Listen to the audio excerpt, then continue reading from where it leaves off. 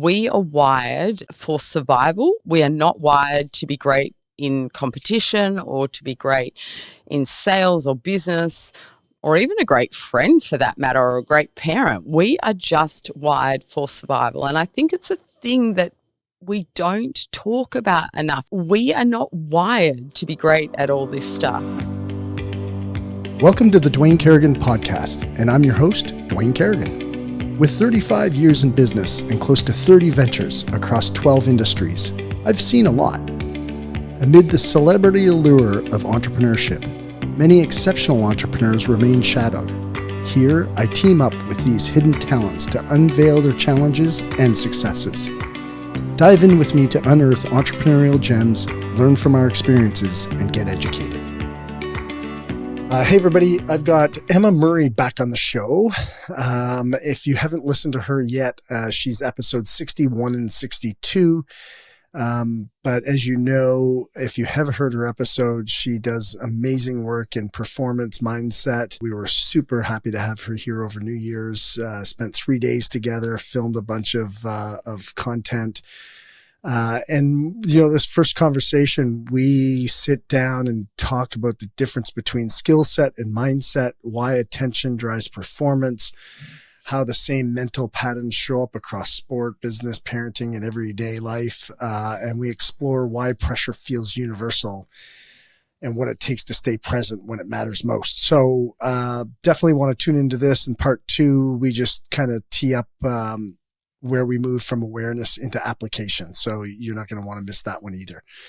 Thanks so much. And guys, enjoy the show. We appreciate you being with us. Ladies and gentlemen, we have Emma Murray on the podcast again. And, you know, we had her on previously. So if you haven't listened to that episode, you should really listen to it because she talks about her analogy and philosophy on A game and B game. And it's like super, super powerful. It's so powerful that we actually had her come and work with one of our partners in one of our businesses. And he loved like working with you. And so there was a lot of, you know, transition there for him and yeah, it just has been amazing. But Emma's back visiting actually socially on her way through on some of her travels. So she's here with us in Florida for New Year's and we're going to go out and party it up, I guess.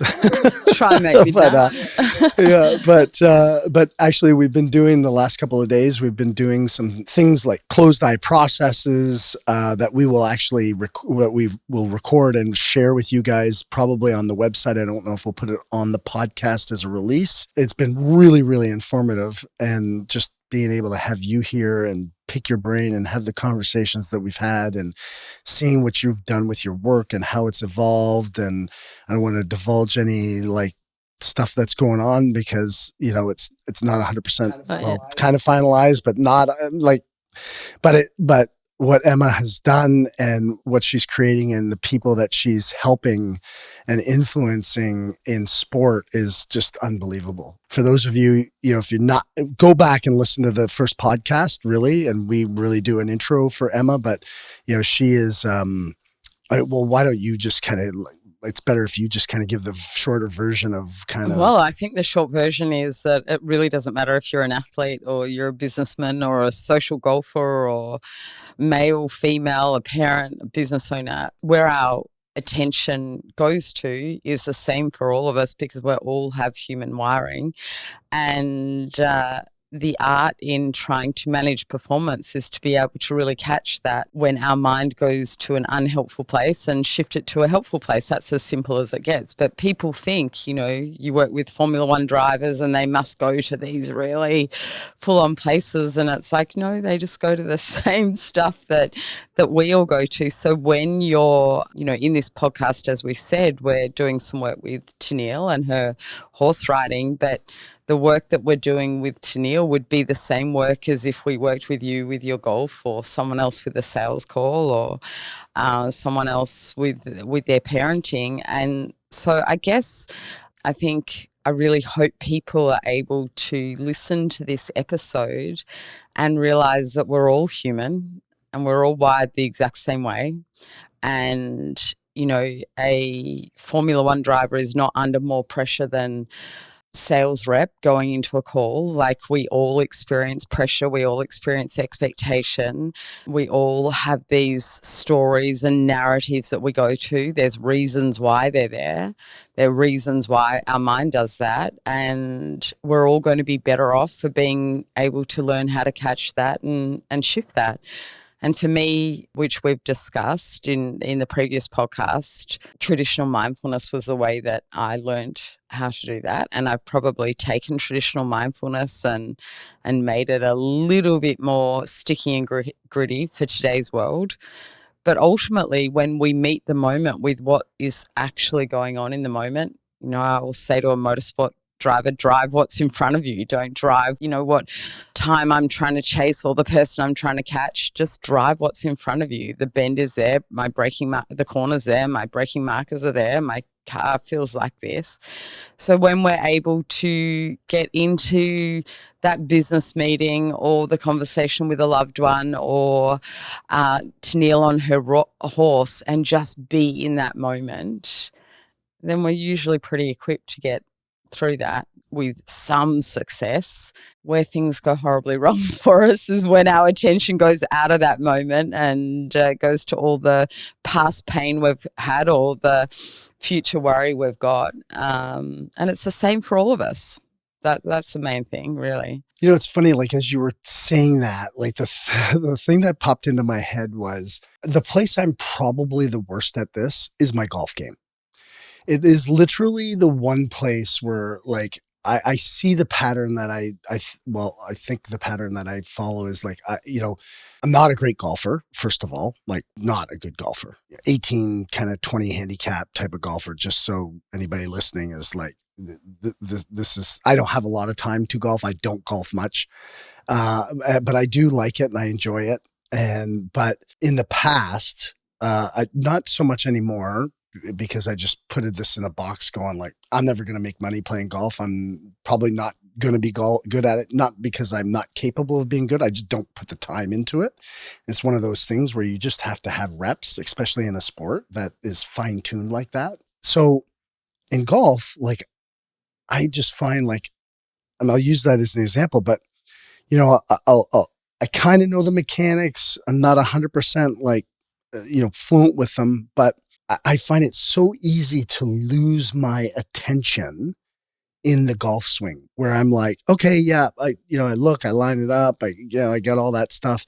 And then between where I, get over top of the ball and then all of a sudden my mind wanders or whatever. And then you make this stupid mental mistake and you're like, especially like around the greens and stuff. And you're like, why did you even do that? Like, after you make the shot, you realize, like, holy shit, like, of course that didn't work, because, like, I wasn't even thinking of it, or I lost my attention towards it. Yeah. So let's start by differentiating between skill set and mindset. And, in business, you have a certain skill set and a certain mindset. In golf, you have a certain skill set and a certain mindset.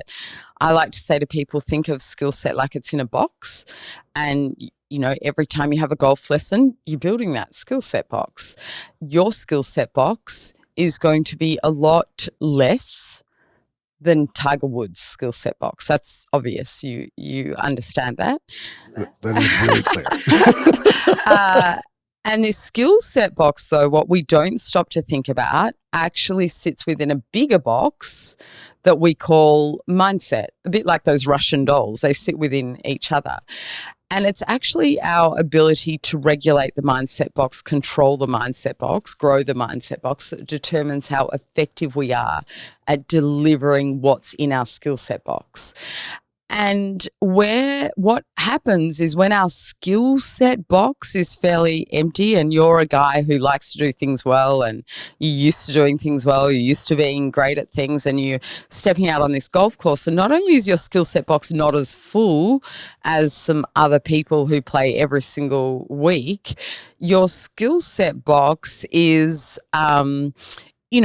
below the level of your business skill set box. It's below a lot of the other areas in your life where you have built pretty much it's the lowest of the low. But your mindset box that governs this skill set box has expectations of being as good as everything else because you like to do things to the best of your ability. What happens is we step out and we bring this skill set box, but our mindset box that is delivering it from has all these expectations and comparisons and I should and why am I not and it's not right and I need to be better and that's not because you actually don't have the skill in your skill set box to deliver it better than that.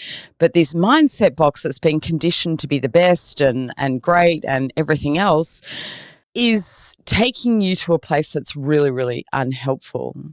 And what I'm trying to get people to understand is that you have this skill set box, but what you're trying to do is regulate this mindset box so that every time you step out on the golf course, you are bringing the best of a half full box or a quarter full box. We want the best out of that, but your mindset, you're not regulating it on a golf course because you're in outcomes and comparisons and expectation.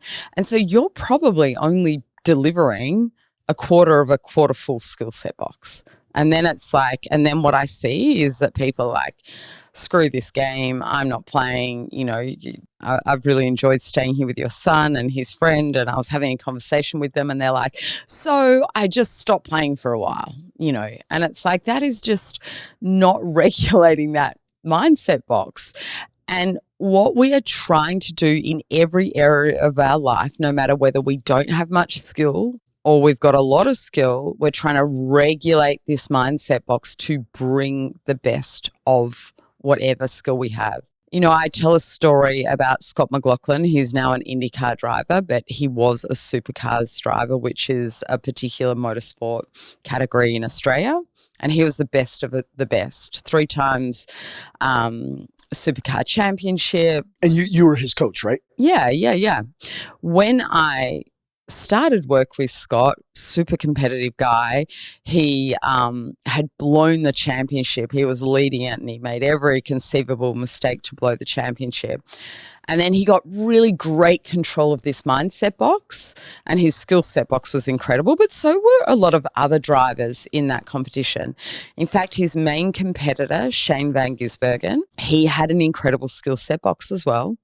Once Scott became really consistent with his mindset and just consistently delivered his skill set, what you saw with his competitor was sometimes Van Gisbergen would be brilliant, better than Scott, beat him, but another day he would put it into the wall. He was really inconsistent with this mindset box.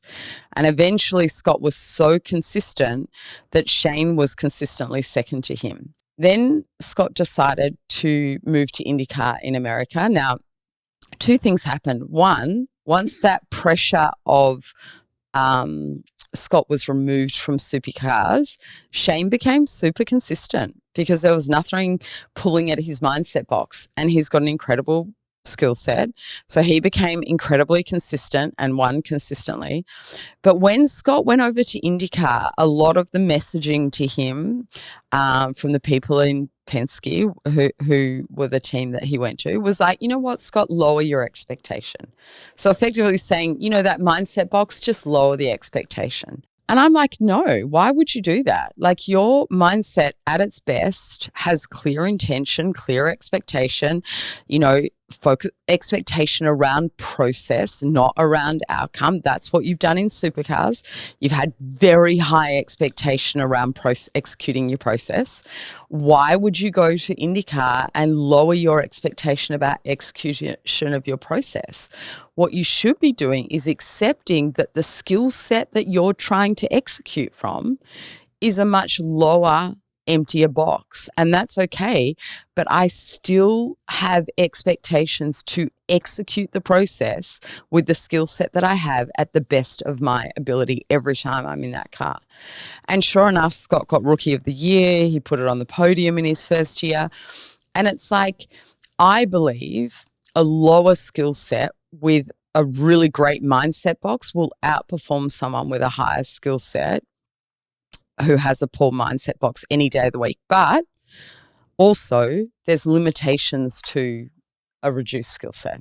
You know, if I can't have a great mindset and jump on the horse and do anything that Tennille did. I just don't know how to ride a horse. So that's just a given. But if it's me versus another beginner, then with the right mindset, I'm going to outdo them. So if we go back to golf, what's you need to do is have a expectation around your ability to execute your process. You've got expectation around the outcome, and you want the outcome to match up to your business outcomes and your fitness outcomes and everything else that you're the best at and great at.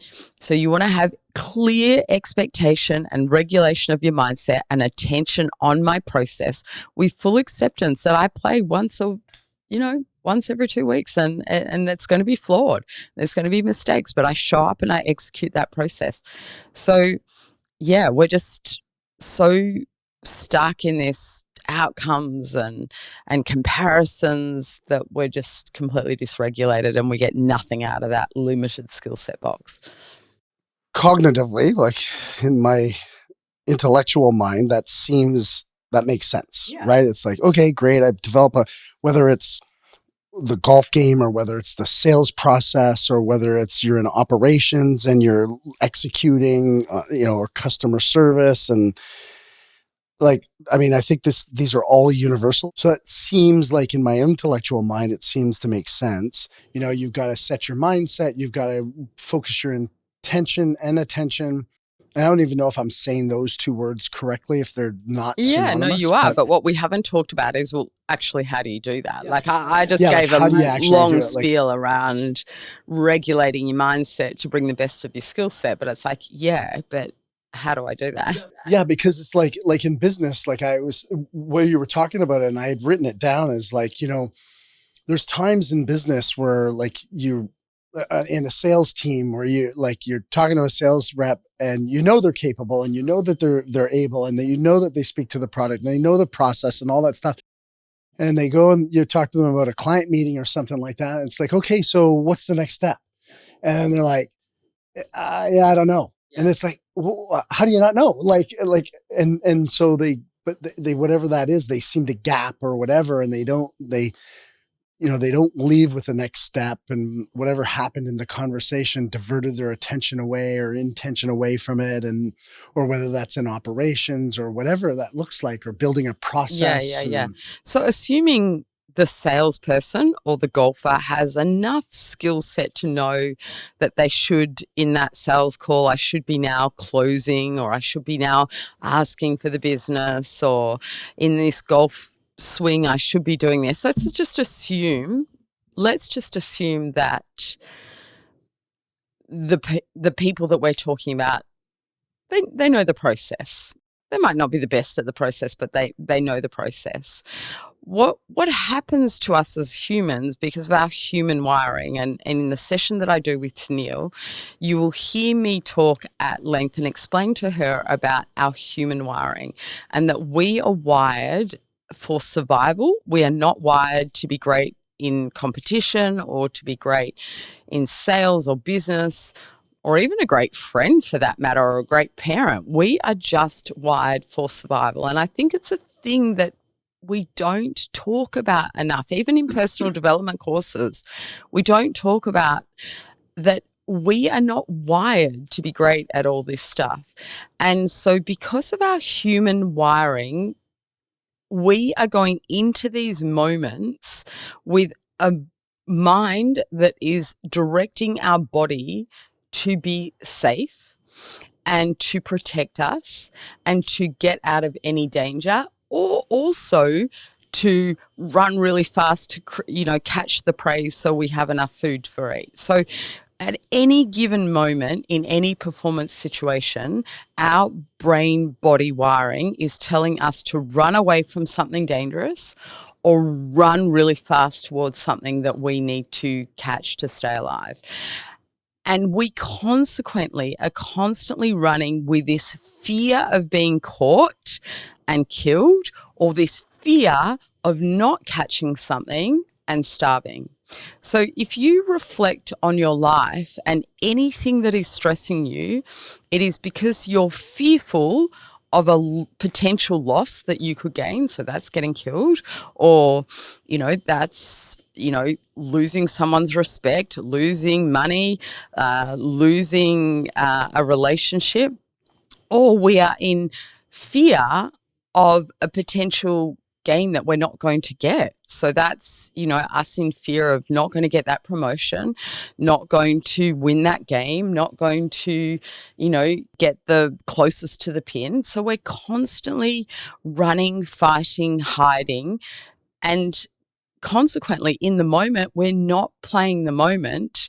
We are playing the fear of running away from that thing or the fear of running towards that thing. And this wiring means that when we step into a moment, our attention goes to anything bad or dangerous. Now, for the caveman, that's him walking through the jungle and his attention going to rustle in the grass. Could be a snake, dark cloud ahead, could be a flood, danger, danger, danger. But for us, that is, what if I don't get this sale? What if this client thinks I'm overstepping the mark asking for the business? What if this client rejects me? What if I don't win this race? What if I let my coach down or my teammates down? What if my friend's better than me? So we're constantly, in any moment, we have our attention on that stuff. And when our attention is on that stuff, it is not on the process that we need to execute in that moment. And why you were asking, why do I struggle at golf? Is in business for you, you feel so accomplished and comfortable and you have so much experience and you know that over the years, your mind is like, well, like even if I ask the client for business, I know that even if they reject me, I'm going to be okay. Or I know if, an employee comes to me with that, I know I've got a solution for that. So your mind's not very often going to danger, danger, danger. But in golf, where you only play spasmodically and you're really competitive and you want to win, now for your mind, there is all of these places it can go. Well, you could be terrible at this and your opposition's better and, why aren't I should be better than this. And so you're going to all of these places that in other areas of your life where you're more accomplished and in them more regularly, your subconscious mind has gone, hey, I'm safe here. I don't need to go off to those places. So why do you as a leader look at this salesperson and go, they know to ask for the business in that part of the sales call and they just don't, or they know they've got to make 10, I do a lot of work in real estate, and these leaders in real estate are like, they know it's a numbers game. They know that if they make 20 calls, they'll get 10 leads, but they don't make the calls. Why do they not make the calls?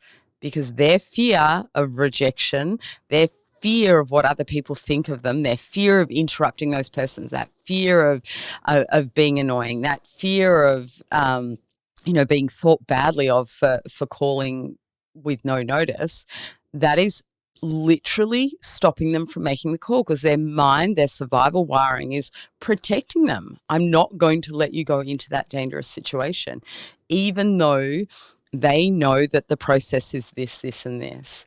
So for Tennille, what is interesting for Tennille is her story is really interesting. And I know you haven't seen the session yet. So her story is that she was injured and she had a long period off. I know you know her story, but from a mindset perspective, when she came back onto the horse, she was just grateful. Like, I'm back. I get to ride again. And she rides really well. She performs really well. Why? Because there's no danger in that. It's like, I'm just grateful to be here. Like, this is just, I'm back on a horse doing what I love. That's great. Then she starts performing well. So now as she performs well, more dangers come into the environment. Well, what if you don't keep it up? I have to keep it up now. What if I really want to win the whole championship now? What if I don't win the championship now? I know I'm good enough. So all of these dangers start creeping in. So now when she gets on the horse, her attention starts going to places where it wasn't going when she was just grateful to be back there. So if you mistakes creep into her performance. But then it comes to the championship, and Tennille has years of experience that tells her, I'm one of the best in Canada. And so she's able to manage those dangers in the environment by having this experience and evidence that I'm safe and I'm okay in this environment. So she wins. Then she gets up and she moves your life together to a whole nother country. And it's not only another country, but it's a place where she's always dreamt of riding. It's the epicenter of riding. Her belief system is that these people are better than her. And that still competitive expectation to do well is there. So now the dangers in her environment explode. There's dangers everywhere. Like, what if I let Dwayne down? What if I've come all this way and I'm just not competitive in this environment? I want to be competitive, but they're better than me. And she had a new horse. So the dangers that she's running away from, those predators, are massive, but she's also got this prey up on the hill that she really wants to catch. I really want to succeed here. So she's running like mad. She's hiding, she's fighting, she's running. She's got landmines and snipers and all of these things. And she's like, I get on the horse and I just blank out. Only for a small moment, I just blank out because the dangers are so much, she goes into that freeze response. This is the same that's happening to that salesperson when now it's a really important client. I've really got to nail this. And I don't ask for the business because they're just going to that freeze response. This is bad. This could go, not right for you. And so where we go, not wrong as leaders, but the opportunity for leaders is not to become cheerleaders or like dictators or, policemen. You've got to, you should, why didn't you? Yeah. You got to do 20 calls. It's like, it's like we got to do 20 calls and then we have competitions who can do the calls. And then and it's like, that's not the problem. The problem is that their mind is like, this is dangerous and I'm not going to let you, no matter how much that leader wants me to do it, no matter how much, I want to win. My attention is leaving the moment. And what happens to Tennille or you in golf, once your attention goes to that danger, we only have one attention. I can't be on, that last shot was terrible. I've got to make up for this shot. I know what I'm doing. Come on, do better. I don't have two attentions. So I can't have my attention on that and on the process that I'm trying to execute. And so when Tennille freezes, her attention has left the arena. I can't have an attention that's left the arena and have an attention on what I'm trying to do in this moment. And so we have to learn a couple of things. One, we have to learn to catch our attention when it goes. Now, we did not do this in Tennille's session. And the reason we did not do this in Tennille's session is by the time her attention goes, it's game over for her. We're trying to get her to a situation where she can enter the arena and keep the environment free of dangers by how she frames things up and where she holds her focus so that it never leaves the arena. Because in her event, it's so quick. Once her attention goes, it's gone and it's too late. So she doesn't need to catch her attention when it goes. She needs to do the work to never let her attention go for that short period of time. But on a golf course, in business, in sales, we have all these moments, gaps in the game, I call it, where you want to be aware of where has my attention gone to. So in golf, walking to the ball, what am I saying to myself? What am I playing my focus? When I approach the ball, how do I land my attention in the moment so that I'm not having my attention on make sure this is good, don't stuff this up, be better than my opposition. And so you want to be able to know when you've gone to that big game and it looks different for everyone and it will feel different for everyone. You want to know what it is for you and then you want to bring it back. So how do we know what it is for us? For you in golf, you would close your eyes, go to moments in golf where you've really performed not well. We would look at you approaching the ball. We would look at what's happening once you're getting your club, approaching the ball. We get a picture of when we're not performing at our best. But what we do is we hold that picture up against when we're at our best. So first I start with Tennille, what she's doing when she's at her best. What does it look like? What does it feel like? Where's her attention? What's she focusing on? What's she thinking about? What's the story in her head? Then we get her to go into the picture of when she's not at her best, and it will jump out at you. The gap is telling you, that's where I have to hold my attention to get back into my best. So I do a lot of work with footballers, and classic with footballers, when I'm not at my best, I've gone quiet, my feet have gone flat, I'm ball watching, I've stopped turning my head and talking to my teammates. And when I'm at my best, my feet are on, my feet are moving, I'm scanning the environment, I'm seeing the ball, I'm seeing my opposition, and I'm focused on my first 3 steps. So we can see the clear difference. So we go, okay, what we need you to do is when you catch yourself not performing at your best, we need to anchor your attention back onto your feet, back onto your connection with your teammates. And what we're effectively saying to our mind, I'm not trying to win the ball, I'm not trying to kick the goal, I'm not trying to beat my opposition, because with all of those things, my mind goes into that danger, danger, danger. But what if I can't? What if I can't beat him? What if I don't score that goal? But we say to our mind, and you'll hear me talk to Tennille about this, all I have to do is get my feet moving, connect with my teammates, see the ball. When I do that, the rest will follow from there. And so we are creating an environment that is safe and controllable. Does that make sense? I mean, it makes a world of sense. I'm just imagining the person listening to this conversation and going, yeah, but what if you have, what if you're performing at this really low level? And it's like, well, where do I shift my attention, or how do I know what to shift my attention to?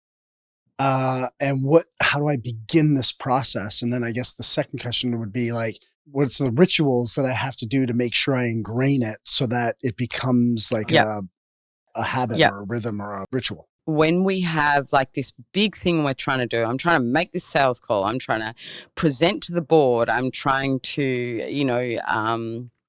win a horse race.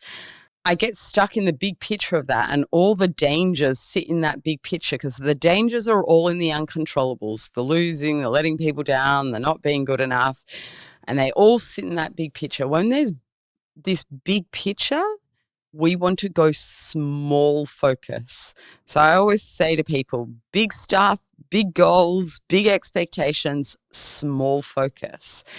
And we want to pick a focus that is small enough that holds our attention in the moment, that we can control, and that plays to our strengths.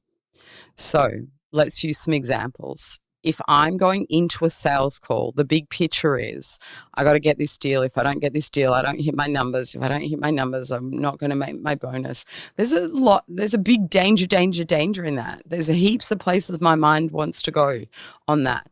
And I'm going into that sales call trying to remember to close business, negotiate this, ask that, build rapport, smile. I'm like, I've done 50 courses and I'm trying to get it all right. When we are in that big picture, we want to go small focus. Now, it doesn't matter about getting the small focus exactly right, as long as it's controllable and as long as it plays to your strength. So for me, one of my strengths is listening to people, because when I listen to people, I'm hearing them and I'm connecting with them. That's very different to how you learn in a sales calls, connect with people with a smile and ask them how their family is, I'm actually going to hold my small focus on, before that sales call, listening to the person. listening to what they're saying, listening to what they're not saying, listening to what their body is telling me, listening to their tone, listening to this. I'm just listening. And listening plays to my strengths. And listening I can control. It doesn't matter what's going on, I can control that. So instead of going into the sales call trying to remember this whole big process, as long as that process is a skill that I have in my skill set box, whilst ever I walk into that session fully focused on listening, what will happen to me is my attention will get anchored onto that. And then from muscle memory, being present in the moment, intuitively, I will bring the process to the moment.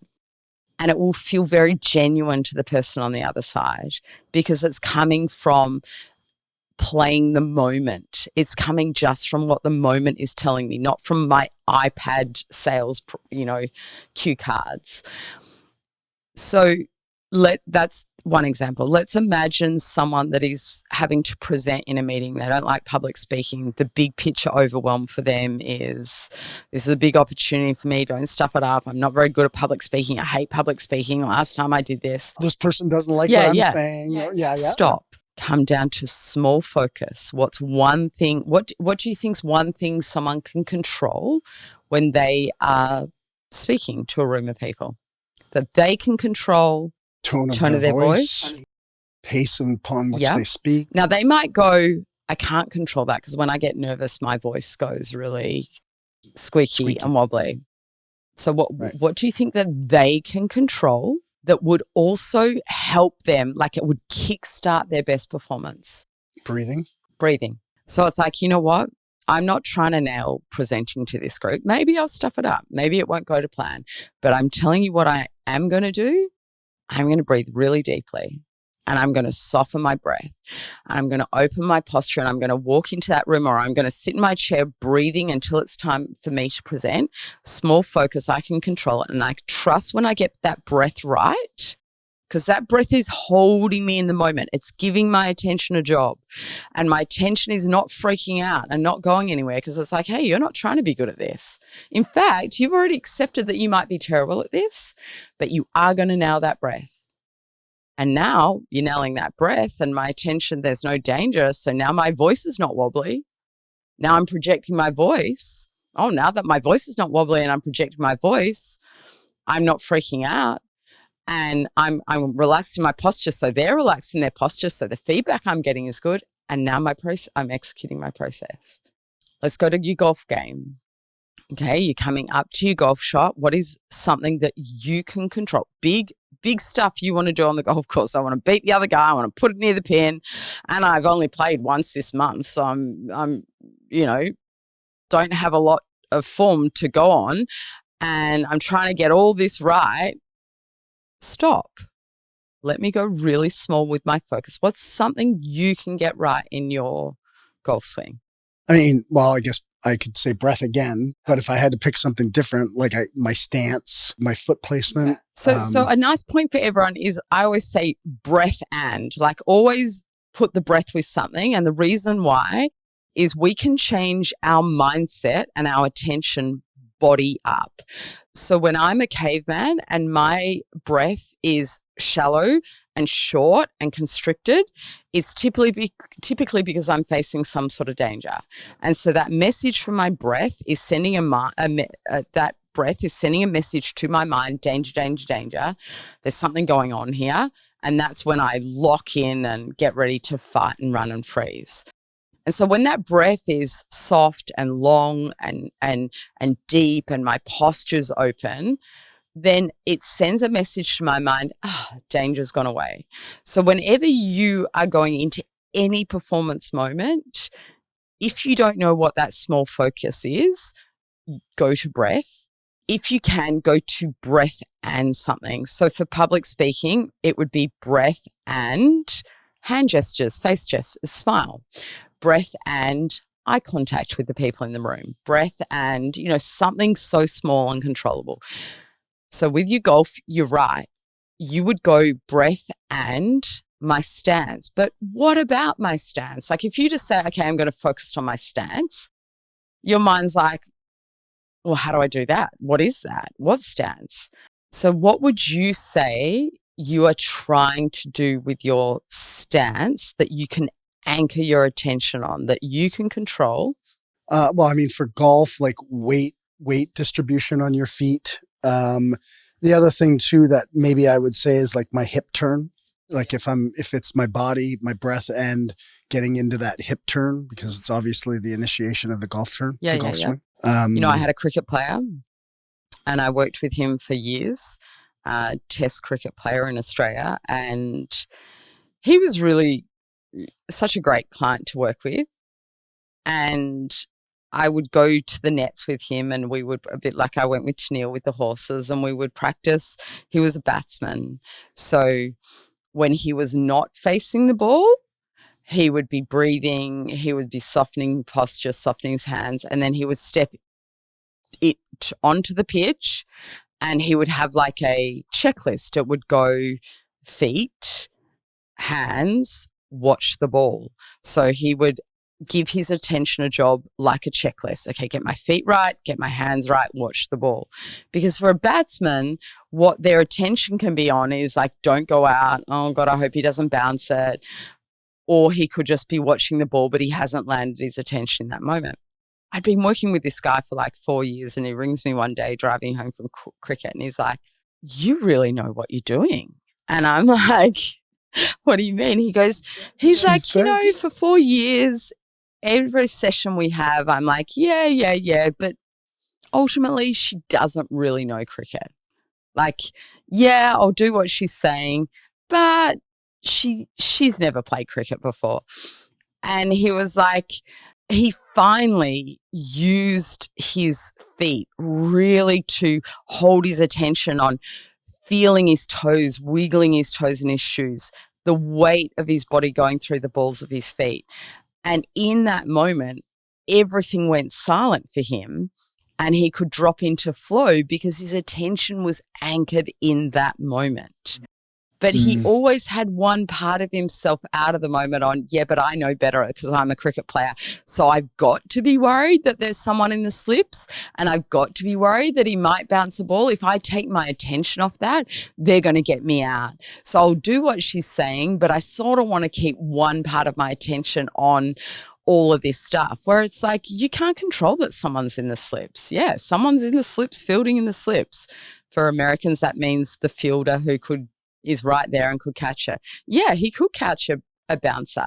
But you thinking about that is not going to help you execute that. What's going to help you execute is if my attention's so in the moment, I see the ball and I get so much information from the environment because my 100% of my attention is there that it doesn't matter if it bounces or it's a short ball or it's a fast ball, I'm seeing it so clearly, I'll be able to play that ball. Yeah, I mean, that makes a lot more sense. I mean, I know, just if I'm using myself as an example, in my golf game, I'm walking up and I'm like, yeah, I know, like consciously, I know I'm supposed to be like focusing on my whatever stance or grip or whatever it is that you choose, which, lots of golf coaches tell you to do. But then it's like, you're also walking up going, okay, like, fuck, I've done this shot before. I've like flubbed it before. I've, chili peppered it, or I've been up on the tee deck and I'm like, holy Christ, last one went left. The one before that went right. I just want this to go straight. And it's kind of still there in your mind, obviously. And you're, and then you address the ball, but are you really addressing the ball in the way that you're explaining it that it needs to be done? I'm curious about what your response is to this. I was doing some work in real estate, and we were talking about holding your attention on what you can control. And one of the directors said, well, there's significant consequences if you don't pay attention to the stuff that's out of your control. Like if you're not paying attention to, what could go wrong and what that opposition is doing and, and I'm like, okay, explain that to me. Like, why do you have to have your attention on that? Because there's consequences if you don't. What would you say to that person? What do you think about that? Well, I for me, what I would have said 20 years ago and what I would say now, I would have probably agreed 20 years ago. And now, one thing I guess I've learned is like, you just can't control. Control's an illusion, just being in the process. Like you said earlier, it's like, in business, like I have this absolute confidence that I can have conversations, and I can even throw, like we talk about it sometimes, like I'll throw a grenade into the room from a conversational standpoint just to mix it up, and people go, what the heck? Like, and because I know I can bring the conversation back, but I want to stretch people's thinking. So I really throw something out there that's difficult for them, and it puts them in this like place. But I just know that I can bring it back, and it's a stretch exercise a bit for their mind. What would I say to this guy? I would just say, well, I mean, it's just not true. Like, it's just what you can't control it. So why put attention to it? That's right. I'm like, how does having your attention on, I might lose this sale? How does you holding your attention on that stop that from happening? Mm-hmm. It doesn't. And in his mind, the consequences are if I'm not going into this sales call, knowing that I might not get this sale and they might go somewhere else and then my competitor, that there's a consequence to that. Like, yeah, to me, that seems like carrot and stick type of management, right? It's like if if you're always leveraging on yourself, it doesn't even have to be on other people, but if you're always leveraging on yourself, the consequences of the downside, it's kind of like it's a negative reinforcement to me versus focusing on what it is that you can control and what you can put into it. But we go back to the cricket example. You having your attention on he might bowl a bounce ball here does not change whether he's going to do or I might get out by the guy might catch this on the slips. How does you having your attention on that prevent it? What it does prevent, though, it prevents you from executing your process and leaves you a much greater chance of getting out in the slips.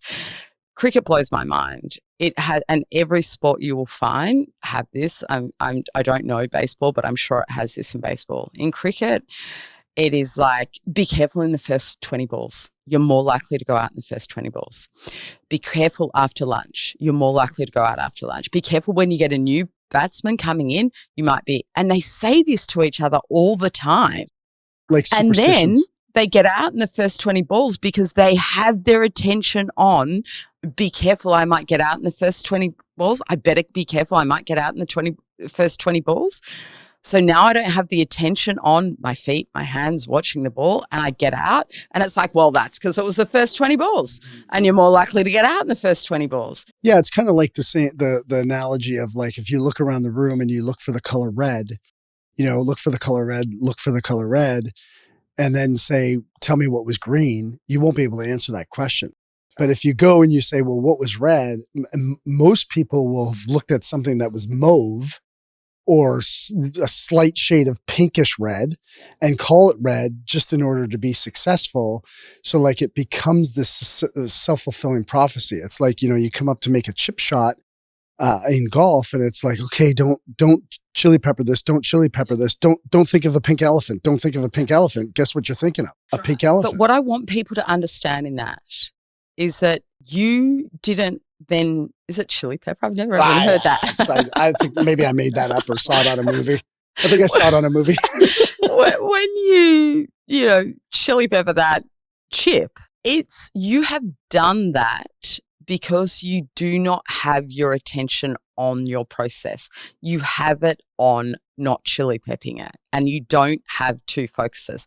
Now, you might play that chip shot with your full attention on it, and it's not great because your skill set box is limited, but we want you to bring the best of your limited skill set box, not chili peppering it because your attention is not on executing the process.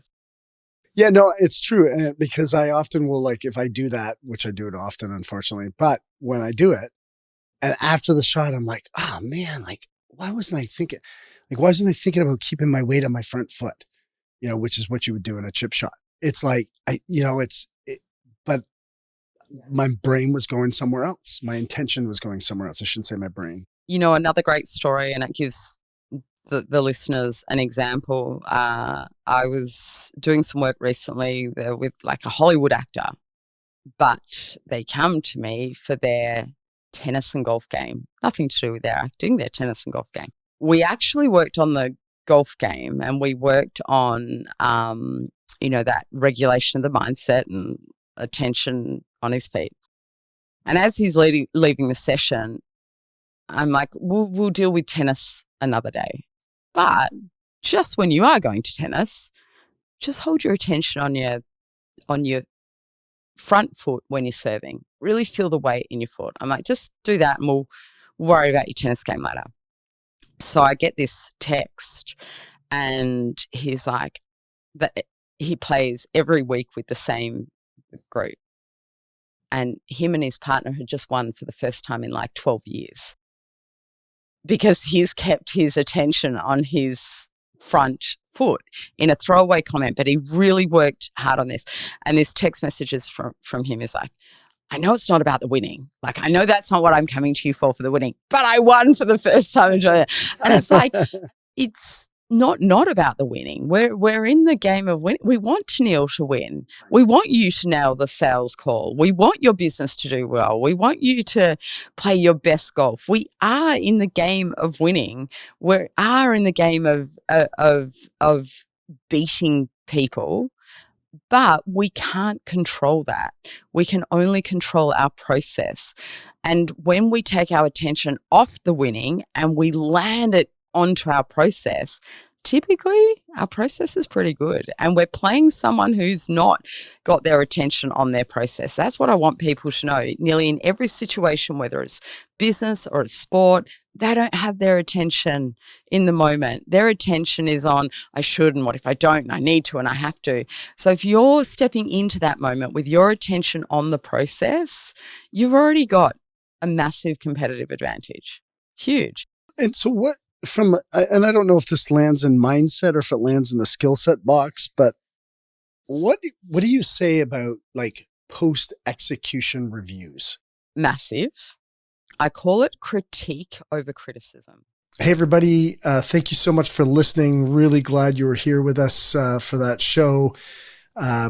Keep on listening and watching here as we have a bonus segment where Emma introduces chunking it down, a simple but powerful way to cut through the overwhelm by focusing only on what you can control in the moment. It's about trading big picture pressure for small guaranteed wins that bring you back into your A game. It's not something that you want to miss, so you'll catch that here. And then stay tuned for part 2 next week, where we take this even further and turn ideas into practical, repeatable tools that you can use under real pressure. So this is valuable stuff, guys. Appreciate you. God bless. We'll talk to you soon. This is called chunking down. And this should become your number one tool every single day, because we constantly have this big picture overwhelm. There's a lot we want to do. There's a lot we want to achieve. And in this big picture, there's results we want to get. There's people we want to please. There's things that we don't want to get right. There's things that we want to make sure we get done. There's deadlines. There's budgets.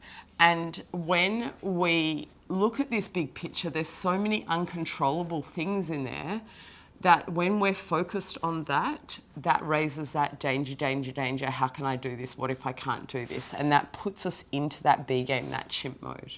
So whenever we have a big picture overwhelm, big feelings, big deal on the line, big thing that we want to achieve, then we want to go small focus. So big feelings, small focus. And we want to bring our attention very, very small, smaller than you ever think.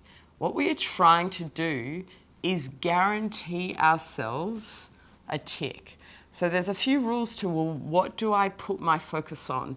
We put your focus on something controllable, something that you cannot fail at. And if there's any possibility that you can fail at it or can't control it, go smaller. It plays to your strengths.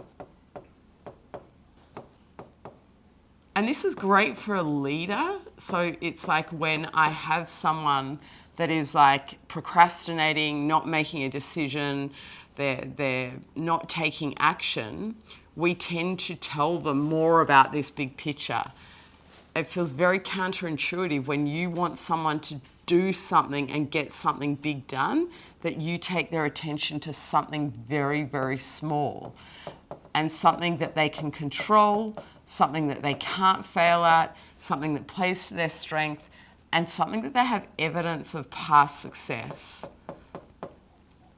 And so you are trying to guarantee them a win, because once they get a win, or once you guarantee yourself a win, now my mind is out of the chimp and back into the A game. And my thoughts and the information coming in is, I can do this, I'm in control. Now I'm in a mindset, I'm in thoughts and feelings that mean I can best execute the next bigger step, best execute the even bigger step, and this is how I get out of overwhelm. So if we talk about T and her horse riding, her big picture overwhelm is, I've got to be competitive, I can't let Dwayne down, he's come all the way, and I've got this trainer, and I've got to make sure the horse does this.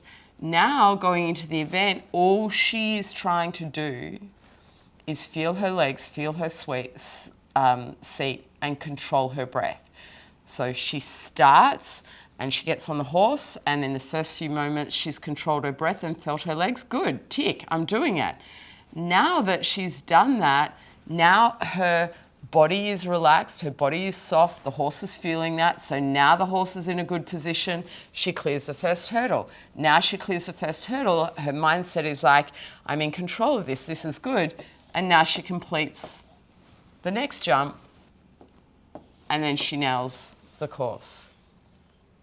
And in the sales process? In a sales process, the big picture overwhelm, I need this sale, I have to win this, get this deal. If I don't get this deal, I'm not going to make budget. If I don't make budget, and so I'm waiting to go into this sales call.